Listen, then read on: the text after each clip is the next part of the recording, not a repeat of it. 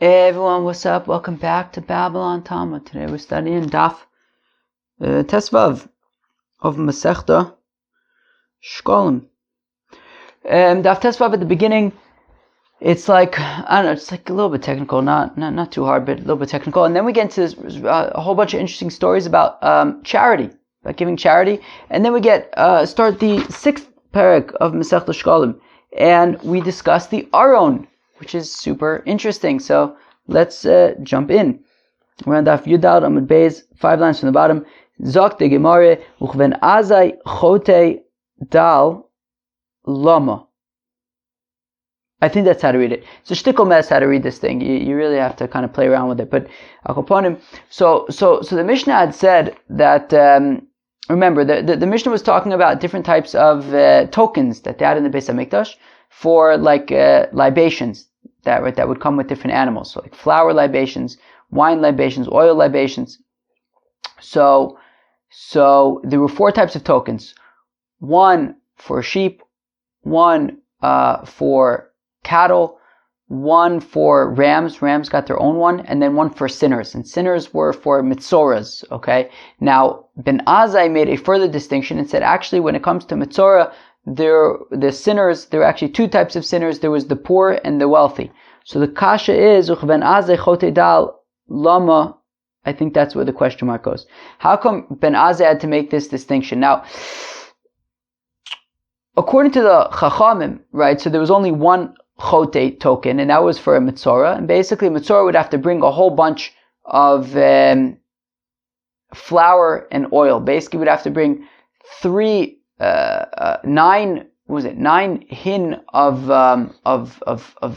flour, or esronos. So it was 10 logs of oil, right? So a mitzora would have to bring 10 logs of oil, 3 logs for each of the 3 korbanos that he has to bring, a asham, an ola, and a chatas. And so 3 logs for each one, so it's a total of 9, plus another log of oil that he would like put on his ears and thumbs and stuff. So he had his own quantity of oil. Now, a poor mitzora who could not afford to bring 3 animals, so he would just bring the chatas animal, and the others he could bring like birds or whatever. And so he only needed like 3 logs of oil for that one animal, plus another log for to put on his ears and fingers and stuff. So now the shaila is, if he brings it from home, so then he doesn't need to bring a 4th one. Meaning if he brings that extra oil for his ears from home, so then all he needs is 3 for the one animal that he's bringing, in which case it's basically the same thing as like a goat or whatever. So then you don't need a separate token for him. But if he's going to buy the oil for his ears and thumbs from the treasury, from the Beis Hamikdash, well, then he needs 4 logan, which is already a new thing. So that's why there would be that distinction. So according to Ben Azai, you need a separate coin for a rich mitzora and a poor mitzora, because the rich one is going to need 10 logs of oil. The poor mitzora is going to need 4. But the Chacham say, well, no, he's just going to bring the 4th one from home to save a little bit of money, and therefore he only needs 3, which is essentially the same thing as a goat anyway, so you can just use the goat coin. That's what's going on. So, how come you would have his own coin, so token? So, hayamevi lugo imo, because according to Ben Azai, he would purchase his log of oil there at the Beis Hamikdash when he was purchasing the other 3 logs that he needs for his korban, for his animal korban. Bram Krabonan maybe Gedi, period, I believe. But no. Yes. Meaning, but according to the Chachamim, he just uses the goat token, which is 3 logs of oil, and that's all he needs, because he'll bring the 4th one for his ears and thumbs from home. Nische Rachel Ma. Okay, I think that means so the nesachim of a female sheep. So what are they? So min maditninan, well, we have a Mishnah that says Gdi Mishamish Nische Tzon Gidolim Muktanim Zcharim Nekevos, that the token of the goat would work not just for the goat, but for all of the flocks, right? Gidolim Muktanim, big, small, Zcharim Nekevos, male, female, it would all be the same token for the same 3 logs of oil. So we see that so we see from here, right, that it was all the same amount, whether big, small, male, female, that the libations of the female sheep are like the libations of the goat. This dichsiv, as the pasuk says, Kacha ye'asa l'shora echad. This is what shall be done for the one ox, or la'ayla echad, or to the ram, or l'sebak savim, or ba'izim, or to the sheep in the sheep or the goats. L'shora echad lo menemar. Why does it say for the one ox? Magid shelo chilek ben nischei egel l'nischei shor. So it teaches that we don't differentiate between the libations of a calf versus the libations of an ox. It's all the same libations. Because I would have thought to say, well, ben atzon ton nusachim ben abako ton nusachim. I would have thought to argue, well, we know that sheep need libations, and we know that cattle need libation. Well, by sheep we know that there's a differentiation between the libations of a sheep versus the libations of a ram, whether it's 1 year old is a sheep, or whether it's 2 years old, which becomes a ram. So I might think that just like we have differentiations between sheep, so maybe we have differentiations between calves and oxen. So that's why it says that this is what we'll do for the one ox. So it teaches that we do not differentiate between the libations of a calf versus the libation of an ox. What do we do from the words in the pasuk that say or for the ram?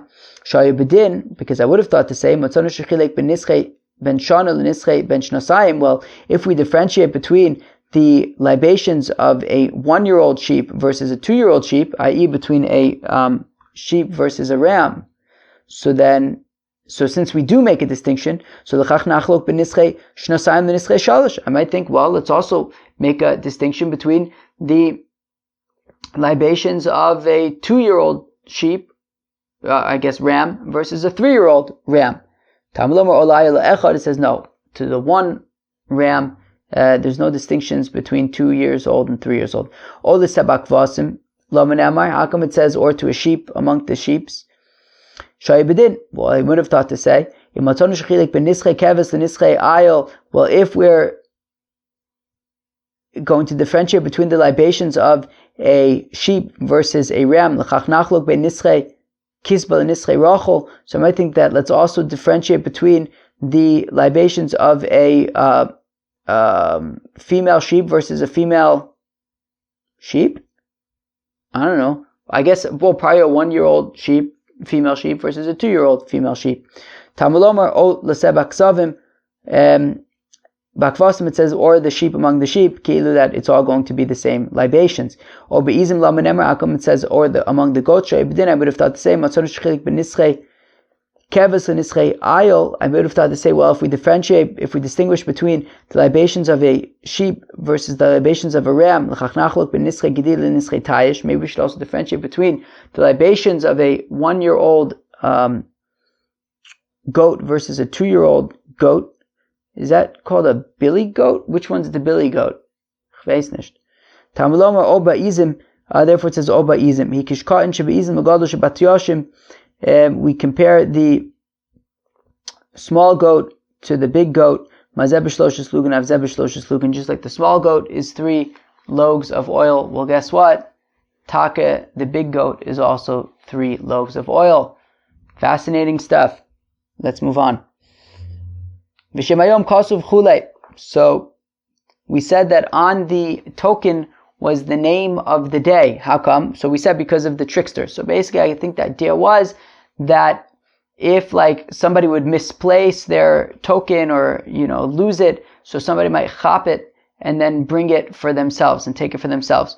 So in order to prevent that, and the assumption is that on the day that it happens, the fellow isn't going to, right? So if you go and you see that somebody misplaced his token and you want to chaparain and get the use it for the libations, so the assumption is you wouldn't do it that day because the person's going to be on the lookout that day, and they're going to be looking for suspicious people claiming their libations.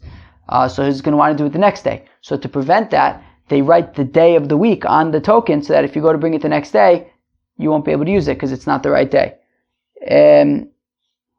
Okay. So Haga ba'atzmacha, but if you think about it, says the Gemara, Sheziyeg also hayom. You could just wait till next week. It's going to be Monday again, let's say, in a week from now. So Shem Mishmar hayo kasuv olav. So the Gemara says, well, not only would they write the name of the day, but also the name of the Mishmar, right? There were 24, of course, 24 groups of Kohanim. Each group would serve in the Beis Hamikdash each group would serve in the Beis Hamikdash on a different week. Now they would serve biannually. I think does that mean twice per year? Because that's what I'm looking for.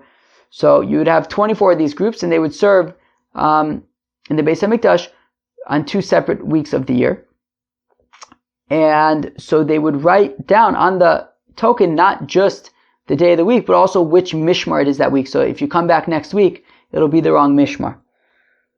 Also a mishmar. Yeah, but if you think about it, you could just wait until that mishmar is back in town. So Shem Hayom, Shem Shabbos, Shem Chodesh, Yakasav Alein, that there was also the name of the day, also the name of the week of the month, the first week of the month, second week of the month, and also the month of the year, and then also the mishmar. So Afilu wrote to the Zayig, Ein Motz to the Zayig. So it's not going to be so easy to align all of those things. The day of the week, the mishmar, the week of the month of the year.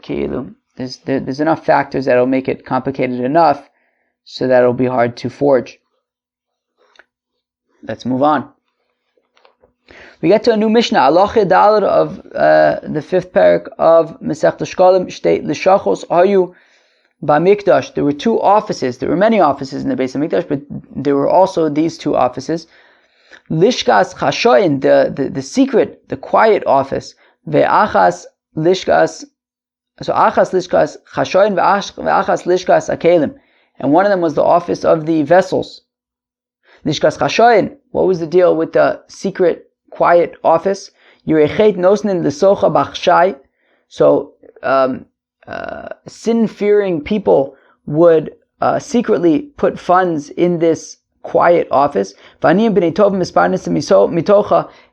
poor people who come from good homes, from good aristocratic families, would be employed from there. If they needed to, if they were poor, lemaisa, so they could quietly take money from this quiet office.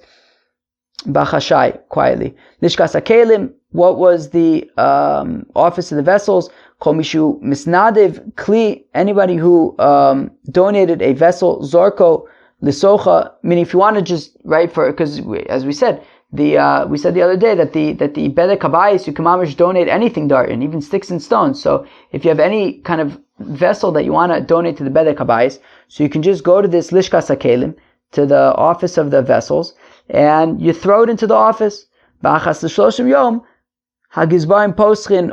every 30 days the treasurers would open up the office, and any vessel that they found, any vessel that they had a need for the temple treasury, so they would leave it in the office. And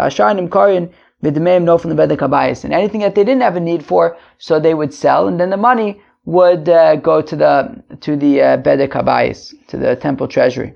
Story time. So now the Gemara gives a whole bunch of stories about giving tzedakah. Rabbi Yaakov bar Idi, Rabbi Yitzchak bar Nachman havun parnosin. So Rabbi Yaakov bar Idi and Rabbi Yitzchak bar Nachman were community leaders. V'havun Yehavin l'Reb Chama avoid Rabbi Yehoshaya dinar, and they would give money to Reb Chama, the father of Rabbi Yehoshaya, v'hu ya'iv le'lechoronin, and then Reb Chama Avoid Rabbi Yehoshaya, he would then distribute it to other people, because the logic was that people may feel uncomfortable accepting money from the heads of the community, so they would kind of give the money to somebody else, and they would receive money just from this other person. Reb Zechariah Chasani to Reb Levi. So Reb Levi's son-in-law, Reb Zechariah, Hayuakom Elizan Olav, everybody was talking about him. Amrin, they would say, that he doesn't need charity, and yet he accepts charity. Mandadamach, when he passed away, this Reb Zechariah, the son-in-law of Reb Levi, Bodkin, they checked and they saw that he would give away all of this money. So yeah, it's true, he didn't need it, but he wasn't taking it for himself. He gave it all away. Reb Chanina bar Papa have a mifalig mitzvah balelia. Reb Chanina bar Papa, he would davka give out tzedakah at night. Chadzman pogabe rabon de ruchaya. One time, the head demon encountered Reb Chanina bar Papa while he was distributing tzedakah at night. Amrle lokin alfon Rebbe. No, didn't you teach us, Lo sasik v'reacha, do not encroach upon the borders of your fellow, and therefore the nighttime is my gig, says the head of the demons. Why are you encroaching? Amalev loke in ksiv, to which Reb Chanina bar Papa responds, but doesn't the pasuk say, Ma'an b'seisu yichve'af, that giving in secrecy, it overturns anger? And then the head of the demons got scared of Reb Chanina bar Papa and he bounced. Reb Yonah says, Reb Yonah Ashri Nosin Ladal in Ksiv Khan. It doesn't say in the pasuk that fortunate is he who gives to a poor person. Ela Ashri Maskil Ladal. It says fortunate is somebody who pays attention to a poor person. Ze Shu Mistakel b'mitzvah lasosa. That is somebody who contemplates the mitzvah of tzedakah and tries to figure what is the best way that I can distribute charity in a way that will be most comfortable for the person receiving. Ketzaraya Reb Yonah Osei. So what would Reb Yonah himself do? After all, he's saying that it's very good to contemplate how to do the mitzvah in the best way. So how would he taka do it? Well, if you would see a poor person from an aristocratic family who lost much of his money, so he would say to the fellow, Beni, my son, I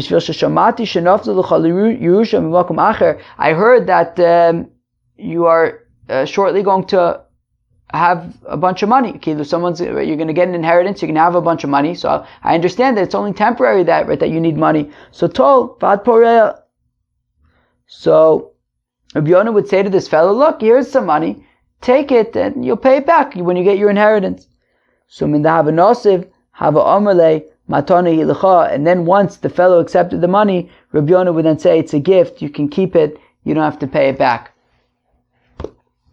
Chia bar Ada said, Chia bar Ada, is have a sovin biomenon, there were once elders, man da have a yoivlon, mi bein, Reishata l'tzom rabba. If somebody would give them charity between Rosh Hashanah and Yom Kippur, habu nazbin, so they would accept the tzedakah between Rosh Hashanah and Yom Kippur. But listen to this: Min Basar came, but after Yom Kippur, lo habu nazbin, they wouldn't accept charity anymore for the rest of the year. There was a 10-day window where they would accept charity; otherwise, they wouldn't accept.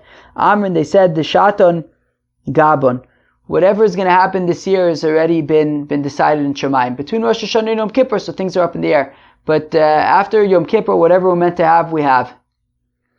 Nehemiah ish shichin. So Nehemiah, the ditch digger, Pagabo Yerushalmi Echad. One time a Jerusalemite encountered Nehemiah ish shichin.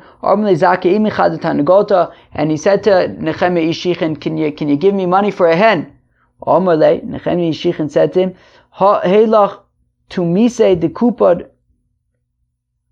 So Nehemiah Chofer Shichin, he said, look, if you're accepting charity, why should you be buying such fancy things like a hen? Here's a shtick of money, go buy yourself some beef. It's cheaper. So, v'zavin kupad v'achav amis. So this fellow did that. He bought some beef and he ate it and died.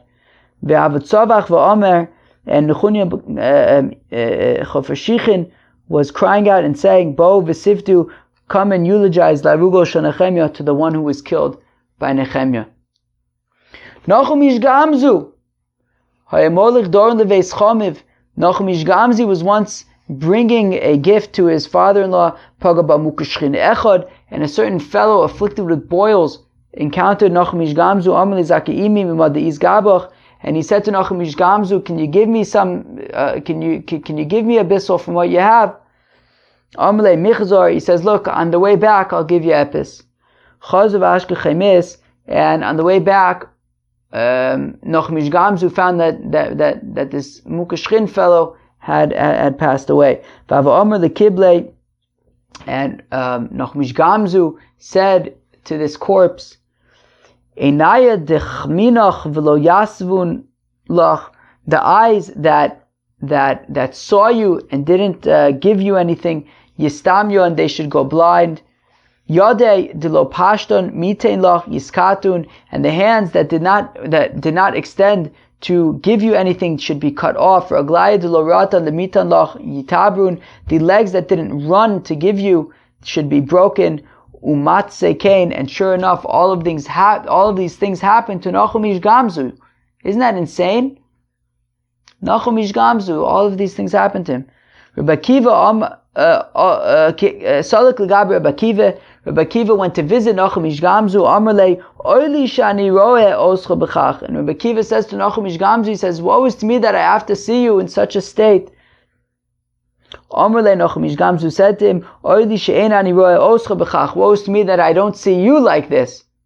Amarle, Mad mekala lady. Rabbi Akiva says, what? Why are you wishing that I should be in the state that you're in?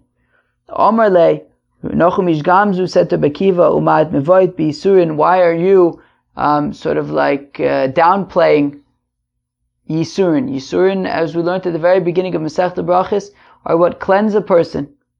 And as we saw in Masechta Brachos, it was easier said than done. Everyone spoke about the benefits of Yisurim, but nobody wanted to get them themselves. Akoponim, Nachum Ish Gamzu had Yisurim, and he said, look, don't downplay them. They're important. Rabbi Hoshaya Rabbe Divrei Chad Sagi Nahora. Rabbi Hoshaya, the teacher of his son, was blind. Baba Yolif Achol Ime B'chol Yom, and Rabbi Hoshaya Rabbe would eat with this teacher every single day. Chadzimna avalei orchin. One day, Rabbi Hoshaya Rabbe had guests v'lomata mechol ime, and he didn't eat with this blind teacher that day. Bram Shasalak Lagabe, that evening he went to this teacher. Amle leyichos mari alai, do not get angry with me. Begin to havali orchin yomadein, because I had guests today. The amaris de lo livzui b'ikar demari. And I didn't want that chash v'shalom, they shouldn't give you proper respect, proper honor, so therefore I did not bring them to eat with you.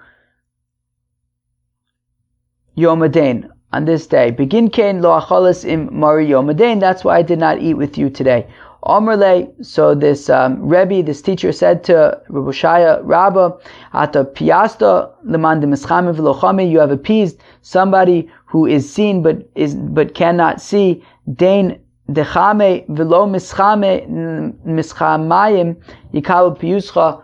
May the one who is seen, to the one who sees but is not seen, i.e. the Eibishter, may he accept your appeasement as well.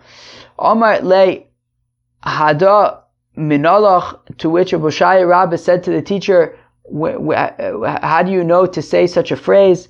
Omar le, so the teacher said, Rabbi Eliezer ben Yaakov, I learned it from Rabbi Eliezer ben Yaakov. Rabbi Eliezer ben Yaakov, all chad the saginor lekarte, because there was a certain blind person who once visited the city of Rabbi Eliezer ben Yankiv.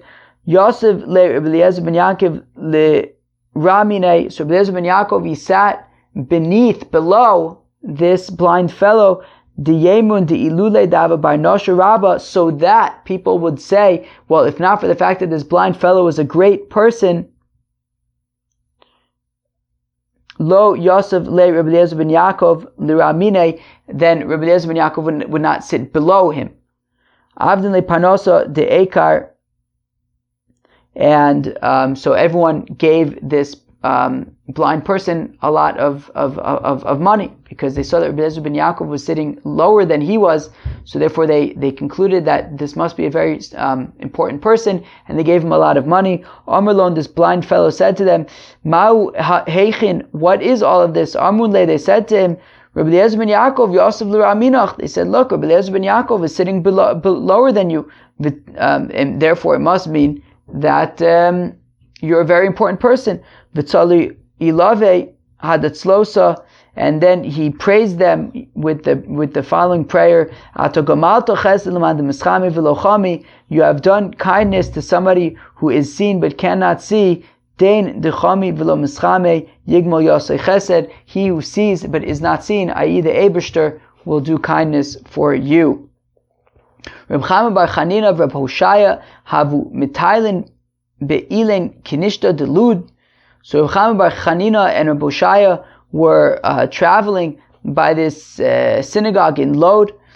Omar Reb Chama bar Chanina Reb Hoshaya, Kama mamun shiku avosai kan, said Reb Chama bar Chanina to Reb Hoshaya, my fathers have invested so much money in this synagogue. Omar le kama nefashu shiku avosecha kan, to which Reb Chama bar Chanina, to which Reb Hoshaya responded, how many souls have your ancestors invested over here? Lo hava is b'nei nosh dil on be'oraisa. Were there not people who were toiling in Torah that you could not have supported with this money? How come you invested it in a building? You could have invested it in people. Wow. Rabbi Avun Avad Ilin Tar'aya Desidra Rabba. So Rabbi Avun, he funded these gates for the Beis HaMedrash. Also Reb Mana Legabe, Reb Mana came to Reb Avin, Amrle, Reb Avin said to Reb Mana, Chami, my Avdis, look what I've done. I built these gates for the Beis HaMedrash. Amrle, Reb Mana responded to him, Vayishkach Yisrael es Oseu, that the Eibishter forgot, that the Yidden forgot the Eibishter, Vayiven Echalos, and instead they built sanctuaries. Lo hava b'nei nosh dil on ba'oraisa, were there not people toiling in Torah that you could have supported with this money? How come you built up as a gate? Tani kachim mizbeach motzina saroi loin mikachi bedek habayis, and kachi bedek habayis motzina saroi loin mikachi mizbeach. This is, end of the stories for now. We're going back to the Indian of Sheqalim. So it was taught in the Brisa that kachi mizbeach, the shekels, the machtis shekels that were meant to fund the korbanos, motzina saroi loin mikachi bedek habayis, if they run out of funds from the machtis shekel to pay for communal offerings, so then they could take money from the bedek habayis. However, in kachi bedek habayis motzina saroi loin mikachi mizbeach, but if they run out of money at the temple treasury, they cannot divert funds from the mizbeach fund for temple treasury things. Vataninan kli shematzu bo tzorich levedek habayis manichin also v'ashanim karnu dmei noflim levedek habayis. But didn't our Mishnah say that there was this lishkas hakelim, this room for the vessels, and anybody could put whatever junk they want in there? Hopefully it's not junk, but they could put whatever they want there. And the treasury, if they have a need for it, they could use it. If they have no need for it, they would sell it, and the value would go to the bedek habayis. So it sounds like dafka the bedek habayis. It can't go to the korbanis. So Reb Chizkiya says, no, the Mishnah is correct. The lishkas bedek habayis means, it goes to the office of bedek habayis, and that's where it goes. If they run out of funds for the mizbeach and they need to then divert some of it to the mizbeach, so they'll do that they could do that as well. Hadron Aleph Perkelu and a Mamunin. We will come back to you. These are the appointees. All right. New Mishnah. Shlosha Asar Shufarus, Shlosha Asar Shulchanus, Shlosh Esrei Ishtachavayu Sayu b'Mikdash. Okay.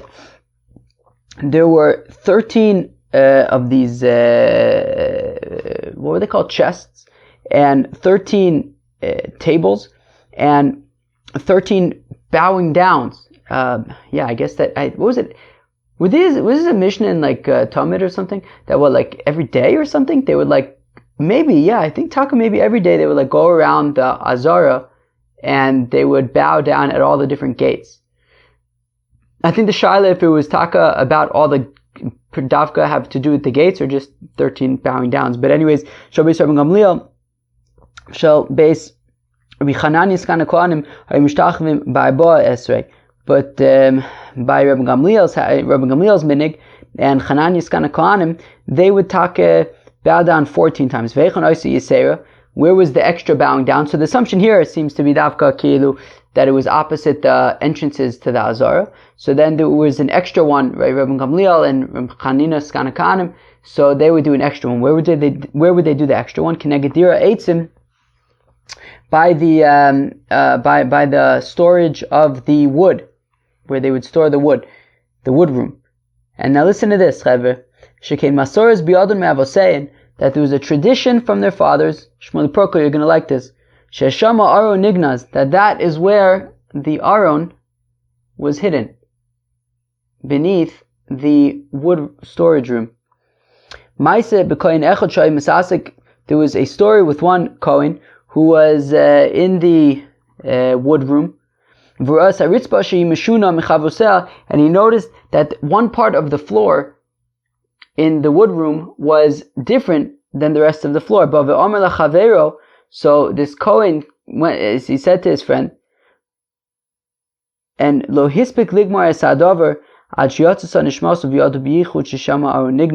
he wasn't able to finish his sentence before his soul left his body, and everybody then knew, bingo, this, underneath this tile in the floor must be where Yoshiyahu hid the Aron, as we're going to learn about tomorrow. Says the Gemara, Tani Ashofaros Alalu Akumis Ayu Tsaros Milamayla Rechavos Milamatim Pnei Aramoyin.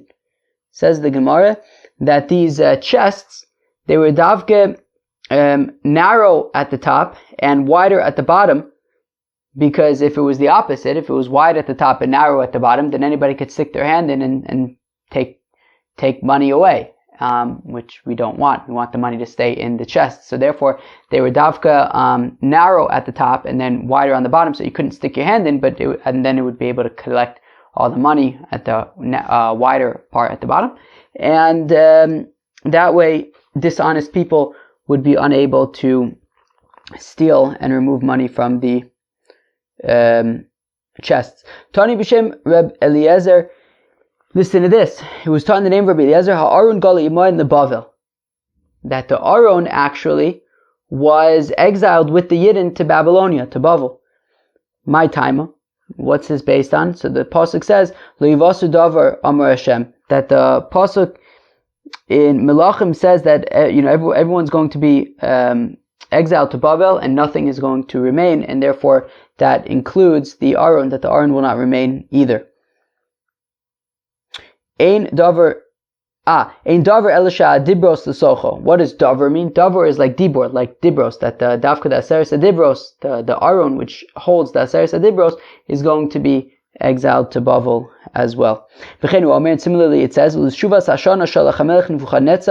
a year later Nebuchadnezzar sent Vayivi'eu Bavela, and he sent Yechonia to Bavel im klechemdas beis Hashem, with the vessels of the Beis Hamikdash.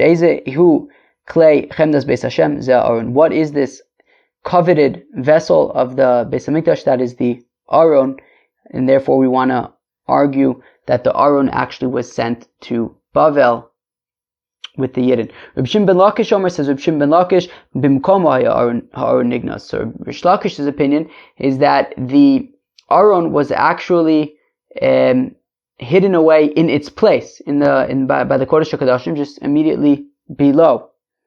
Hado dichsev, and this is what is written. Vayaricho abadim vayiru roshi abadim el hakodesh al pnei advir floiro achutza.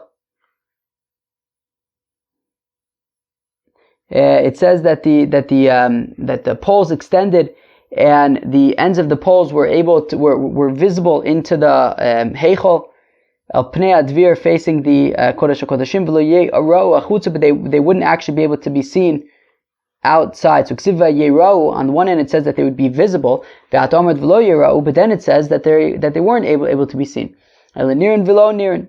Rather, they could be seen but also not seen. Both in Vyotzin Kishnedadya Isha, it's like women's breasts, that they were protruding but not exactly visible. Rabbanan Amre, and the rabbis say, Belishkas dira eitzim haya Aaron ganuz. The rabbis argue with Rish Lakish. Rish Lakish says that the Aaron was buried in the Kodesh, or like just right below in the Kodesh Kodashim, whereas the Rabbanan say that the Aaron was hidden underneath the wood storage room. Maise b'kohen echad, and there was a story with a certain kohen, like we saw in our Mishnah Balmum, that Itaka had a blemish. Shaya omid mafatzel eitzim b'lishkas dir eitzim, and he was peeling the bark off of wood in the office of the wood. And he saw that in one place the floor looked different than the rest of the floor. So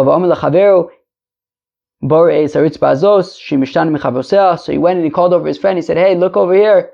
The floor is different in this part than it is in the rest of the parts."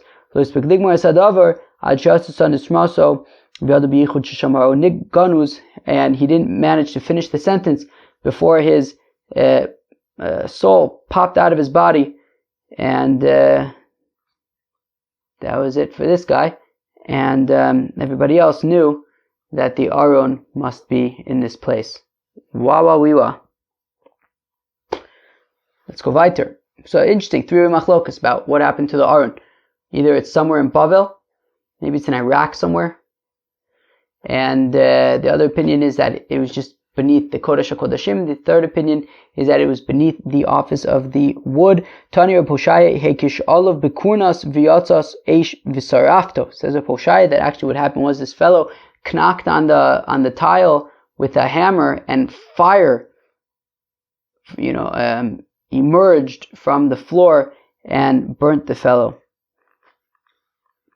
Tani Reb Yehuda ben Lakish teaches Reb Yehuda ben Lakish Amar Bezaronis hayu mahalchin im Yisrael b'midbar, that there were 2 Aron Kodeshes. Maybe you have heard about this machlokes, right? That there were 2 Arons actually. Echad shayis haTorah nesuna b'socho. In one Aron the Torah was placed. Ve'echad shayis shivrei luchos nesuna b'socho, and the other one, meaning the Torah referring to the regular luchos, and the other one had the broken luchos. Zeh shayis haTorah nesuna b'socho ha'imunach ba'il mayid. The Aron that had the Torah in it, I think that's a reference to the second luchos. So that was with Moshe Rabbeinu in the Ohel Moed. Hador d'chsiv, and this is what the pasuk says: "Va'aron bris Hashem u'Moshe lo Moshe mikayv ha'machne," that the Aron of the covenant of God and Moshe never left the camp. Zesha yushiver luchis nisunu b'socho, and the second Aron that had the broken tablets in it, hayinichnas v'yotze imoyen, would come in and out with the Bnei Yisrael. Ufayim shaya misra imoyen, and sometimes it would be seen with them. Okay, so that is the opinion of Rabbi Yehuda ben Lakish, that there were 2 Arons. One had the luchis and the other one had the shivrei luchis. V'Rabbanan Amrei, and the rabbis say Aron echad hoya, that it was taka 1 Aron. Ufamachas yotze b'mei Eli v'nishba, and then only one time it came out to the public view, and that was, kind of came out to war, and that was during the days of Eli, when they took out the Aron faithfully to fight against the Philistines, and it was taken captive. So there was only 1 Aron. That is the opinion of the rabbis. Karya Misayeya Luhu L'Rabbanan, there's a pasuk that supports the opinion of the rabbis that there was only 1 Aron. Oilanu miatzlenu miad ha'elohim ha'elokim adirim ha'ela. That the Plishtim, when they saw the Aron, they said, what are we going to do? How are we going to be saved from God as represented by this Aron? Mila dulochamun min yomeun, meaning that they had seen something that they had never seen before, or that they couldn't fathom ever seeing, and they thought there was no chance that they would be able to succeed in the battle. So the proof being that this was the first time that the Aron was ever brought to battle. Kari Misayeya le Rabbi Yehuda ben Lakish. There's a pasuk that taka supports Rabbi Yehuda ben Lakish. Vayomer Shaul la'achia hagisha Aron ha'elokim that Shaul said to Achia, bring to me the Aron of God, Valo Aron b'Kiryas Yarim, but wasn't the Aron at that time in Kiryat Yarim? So how could Shaul have asked for the Aron? It wasn't there, it was in Kiryat Yarim. So so we see that there were two Arons. One was with Shaul and the other one was in Kiryat Yarim. Ma'abdun le Rabbanon. What do the rabbis do with this pasuk, which seems to be implying that there were two Arons? Hagisha ele atzitz. So the rabbis would say what Shaul was asking for was for the tzitz, not for the Aron. The Aron, there was one Aron, and that was in Kiryat Yarim. Shaul was asking for the tzitz. Kari Misaele li Reb Yehuda ben Lakish, and there's Taka pasuk that supports Reb Yehuda ben Lakish, who says that there were two Arons. Ha'aron v'Yisrael v'Yehuda yoshvim b'Sukkos. It says by David HaMelech when he went to visit his brothers when they were out at the front lines by Goliath. It says that the Aron and the Yidden and Yehuda are in Sukkot, are in these huts. V'alo Aron b'Tzion haya. But wasn't the Aron in Jerusalem at that time? So we see that there were two Arons, one that was with them in battle, and the other one was in Yerushalayim. Ma'avdin le Rabbanim. What did the rabbis do with that pasuk? The pasuk which implies that there were two Arons. So schach shehu kikerui shadayin ledivne beis habechira. So the rabbis say that when it says that Aron v'Yisrael v'Yehuda yoshvim b'Sukkos are in Sukkos, it's not to say that there were two Arons, one was in this place called Sukkot and one was in Yerushalayim. No, there was one Aron, it was in Jerusalem. What does it mean that it was in Sukkot? It was, at that time, they didn't have the Beis HaMikdash yet. So the Aron was in some kind of temporary dwelling. And that's what it's referring to, Sukkot. But there was one Aron and it was in Yerushalayim in some kind of temporary dwelling. Alright, well, let's hold it here. Daf Tesvav. That was a pretty awesome daf between discussing different ways to give tzedakah and super interesting stuff there at the end about the Aron. And we're going to pick up tomorrow on this discussion of the Aron. Peace.